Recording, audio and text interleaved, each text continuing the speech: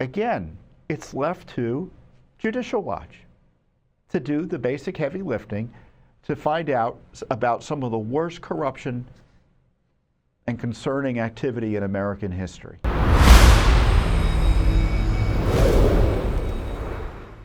Breaking news, we have new documents out of the Biden White House showing a concerted effort, in my view, to cover up his dementia.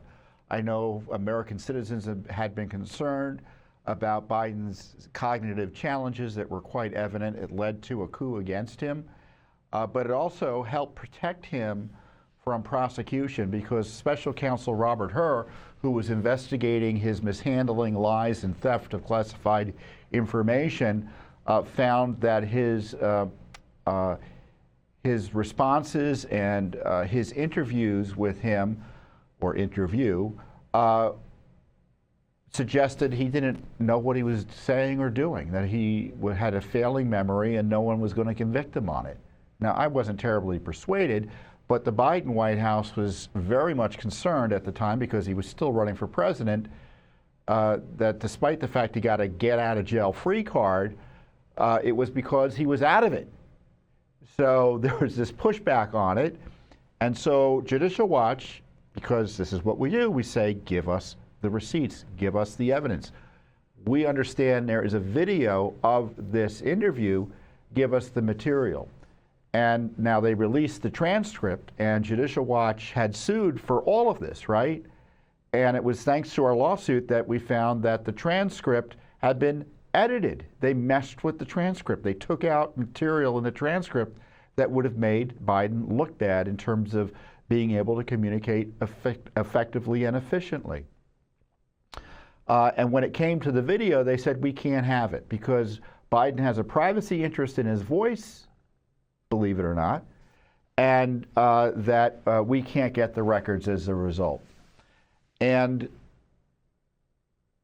the Biden administration obviously took that position, and then the Trump administration came in and the court said, what are you going to do? You're going to give this video now? What's your view now? Have you changed your position? And they said, we need till May 20th. But in the meantime, we found, as I said, this transcript had been edited. They messed with it. They doctored it to help Joe. And we sued, and we've been trying to get the records. And the good news is we got some transparency out of the Trump administration. So things are beginning to move a little bit. So I can't complain as much as I might otherwise, given the nature of the records we got, which were somewhat extraordinary. We received emails and charts that revealed detailed revisions to the transcript of President Biden's interview with the special counsel. And this was in response to a lawsuit brought by Judicial Watch against the Justice Department for records of communications between the agency and the White House regarding the altered transcripts of Special Counsel Robert Hur's October 2023 interviews of President Biden in the criminal investigation into Biden's theft and disclosure of classified records. So I guess now that I recall, this reminds me, I think there were two interviews. And as I said, in a separate lawsuit, the court ordered the Justice Department under the new president, President Trump, whether it intends to continue denying Judicial Watch's request for the full audio of Biden's interviews with her. And like I said, we're waiting. At least the Justice Department said they need 3 months, which ends on May 20th. The documents are really quite incredible. First of all, it's the type of document you normally don't get released under FOIA. Typically, communications with the White House about a matter such as this would be withheld using all sorts of exemptions, both valid and invalid typically. But we got these charts showing, I don't know if you can see them here. Maybe they can pull them up and go to a few pages down into the document, showing what the White House wanted changed and the court reporter's responses to some of the changes. And sometimes the White House tried to get material change and it wasn't changed. According to the transcript reports,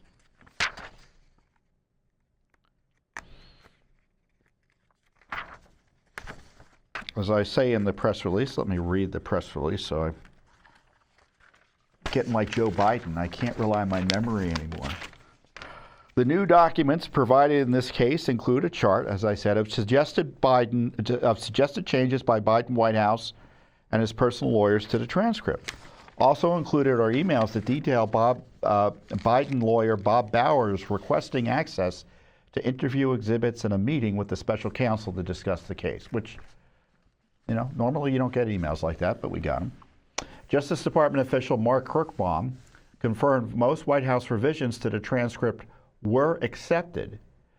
So that was the person who was working, for Special Counsel Hur, including minor clarifications and changes potentially masking Biden's confusion, such as correcting who said yeah or altering references to Biden's Delaware garage and President Biden's seeming inability to recall the name of his Defense Secretary, Lloyd Austin.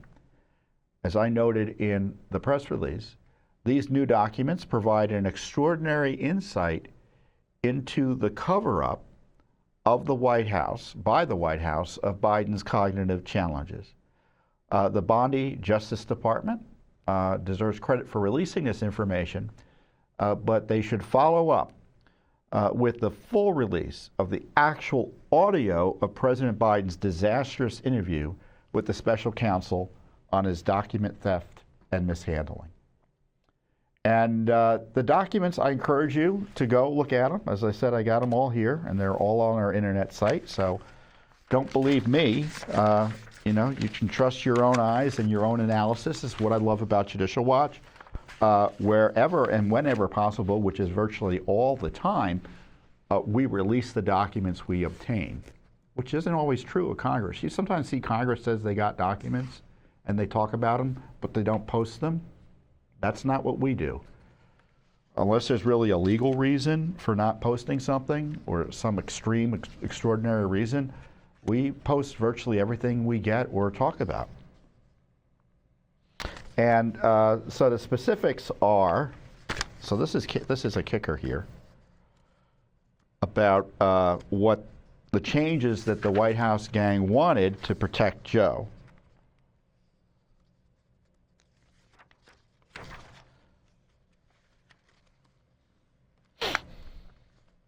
Some proposed transcript edits detailed in a chart, as I said, show that there seemed to be an effort to cover up his mental confusion. So the White House suggests as follows, and maybe we should go to the release to show the specifics here. Okay, so here, the White House suggests, and this is the transcript excerpt, President Biden, the date is 4/20/09. Was I still vice president? I was, wasn't I? Yeah. So the original transcript was Mr. Bowers said yeah, and then President Biden followed with a yeah, meaning he had to be told by his lawyer. They wanted that out, and they said that Biden said both. But the court reporter says it was an identified male who said both. Or there was an unidentified male who said yeah, and then President Biden said yeah. So what does this mean? It means that Bauer, according to the audio, suggested the question answer. And they don't want that to be seen. So they're pretending that Biden said yeah, as opposed to having been told whether he was vice president at the time. And as I recall, now that I'm talking about it, didn't Hur note that Biden may have been confused about when he was vice president? I think so. Other changes also seem significant. One seems to refer to Biden's garage as his Delaware home where secret documents were found. The White House proposed this change. Were delivered my garage. They want to change it to the garage. The court reporter regards. They were delivered to my garage, right? So they were trying to distract or minimize the fact it was Biden's garage. And at another point, Biden, there's a typo there we should fix. Biden may have been confused about the name of the Secretary of Defense. The White House proposed this change. Secretary of Defense, Gates. Unidentified male speaker, Gates. A White House entry on this note notes, according to the audio, President Biden says Gates prior to identified male speaker. The court reporter records Secretary of Defense, Gates, ? Unidentified male speaker, Gates. The White House responds, The court reporter inserted a question mark that is unsupportable by the audio recording. It is clear the president said Gates as a statement rather than a question. We ask that the question mark be replaced with a period. Regarding that last entry and another, on January 3rd, another White House lawyer emails, thank you for sending, we have reviewed and are fine with almost all the court reporter questions, and they kind of keep on pushing back. So the court reporter didn't buy everything that they were selling, as the emails later follow up. And what was the final other issue? Was there another issue so it was Gates. He couldn't remember the name Gates. They tried to cover that up. Let's come back. There was the issue of the garage, and then there was the issue of not knowing when he was vice president and relying on his lawyer to figure it out. And rather than just, maybe he didn't remember the year or specifically. I don't, in the greater scheme of things, it's probably not the end of the world, but they were sensitive about it, and it meant manipulating a transcript. So there's a scandal here, and the scandal is the White House lawyers were trying to help Joe Biden by disguising his answers, or literally changing his answers, according to the court reporter, in a transcript of his special counsel interviews. Now, how can all this be cleared up? In part, release the audio. It's simple. I mean, I don't want to belabor it, but why is this even an issue for the administration right now, whether they release this video or not?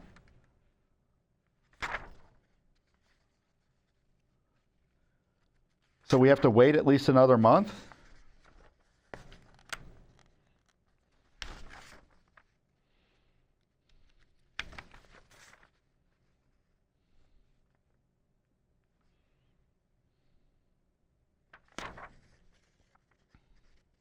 And then there's references to other last-minute changes. So we have this, as I called, pretty extraordinary details from the White House. Typically, White House material like this is withheld under FOIA. So I am pleased that the Trump administration, the Trump Justice Department, released this material to the American people through this Judicial Watch lawsuit. But there's other information, and it's an interim response, so who knows what else is out there. I think it's an interim response, that as Judicial Watch previously uncovered, the transcript was further altered by taking out phrases like the sorts of verbal hiccups that sometimes suggest confusion, uncertainty, and yes, dare I say it, dementia. And they took them out. This is why we want the audio. And why is it a big deal? Because people want to know whether Biden was competent mentally. It raises questions about his actions. It raises questions about his culpability and liability, which I think still should be pursued on certain matters. For instance, under the Supreme Court precedent, I don't think he can be convicted because I don't think it was necessarily illegal for him to take records as vice president that were classified. My understanding of the Presidential Records Act, he has the same type of authority a president has to take records he chooses to take. And there's really no constitutional way to second guess that under the Presidential Records Act or the U.S. Constitution. And the same rule applied to Trump. What he didn't have the ability to do was take classified records from his days as senator. And that should be subject to prosecution. So I don't think that case should be just resolved and we should move on from it. I mean, do you think he should get a pass for prosecution, Joe Biden, for anything because of his mental state? I don't think so. He's still out there, according to reports, trying to earn money, asking hundreds of thousands, according to one report I saw, to speak. He just spoke the other day. He gave some speech where he was his usual self, if you know what I mean. And people around him need to be held accountable for covering up what was his seeming incompetence and cognitive disability. And we have elements of the cover-up here. I mean, I don't know why Congress isn't following up on stuff like this. Why aren't they bringing in top Biden White House officials on this? What are they doing? They're not cutting spending. They're on vacation for weeks at a time. I know they do some good hearings and they point to them, but they could be doing a lot more. I know they could. We would be if we had that power. So, you know, this gets me back to my general critique of the way our government operates here in Washington, D.C. These corruption issues, politicians won't care about and pursue unless they're pushed. Unless they have Judicial Watch pushing them by making them look bad by getting disclosures and asking why didn't they get them. Unless there's pressure from Judicial Watch and voters and citizens of the executive on the executive branch to get information out. I mean, the resting state of the deep state is secrecy. So any political appointee of President Trump has got to have a particular commitment to transparency to overcome that. So they can't just say, okay, well, I authorize the release, respond to these public inquiries about these scandals. No, they got to be on it. They got to be on it as much as they would any other issue that the deep state doesn't want to give up information on or proceed on. They hate transparency as much as they hate accountability because the two go hand in hand.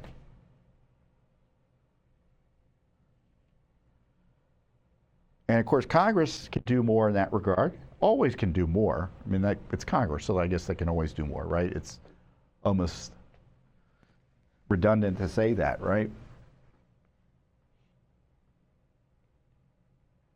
But if that White House was run the way most Americans suspect, and now all the liberal media are pretending to be surprised about what they all knew was happening, the cover-ups in the White House to cover up Joe Biden's dementia, well, why aren't there government investigations of it? Congressional investigations, it relates to the 25th Amendment, et cetera. And again, it's left to Judicial Watch to do the basic heavy lifting to find out about some of the worst corruption and concerning activity in American history. We've never had a president like Biden. Okay, if you're a Biden supporter, you can pretend I mean it positively. If you're sensible, you understand what I mean. And it's up to Judicial Watch to try to uncover this insanity in control at the White House, where the president was cognitively disabled and everyone around him was covering it up. And what were the results of that disability? You know, I was at a meeting. It was a Judicial Watch. We had a Judicial Watch meeting, and so it was. And someone was making the presentation, who I respect, someone you'd recognize in terms of her presence in writing. But she was thinking, and she made the argument that, you know, I found interesting that Joe Biden should be held accountable. That cognitively he had challenges, there's no doubt. There were times of day and situations and stressors that, you know, caused him really to fall apart, right? We saw it repeatedly and we were all told to ignore it, pretend it wasn't in existence. But she said that there were times, and many times, and she's talked to many people who have been close to Biden and attended meetings with him, where he's perfectly fine. So I think you can have both issues and be concerned about both issues and demand accountability for both issues. Yeah, there were cognitive issues that made him unfit for the presidency, but not so bad that he's not liable for misconduct and corruption. There you go. Now, D.C. doesn't want to talk about it. Trump talks about it. And thankfully, the Justice Department sees at least some importance in talking about it. But it's only from Judicial Watch's pushing that it's happening. So just great work all around by my legal colleagues at Judicial Watch, who are like bulldogs. dogs with a bone, whatever the metaphor is, we just keep on keeping on. So just a great, great work by our team. Thanks for watching. Don't forget to hit that subscribe button and like our video down below.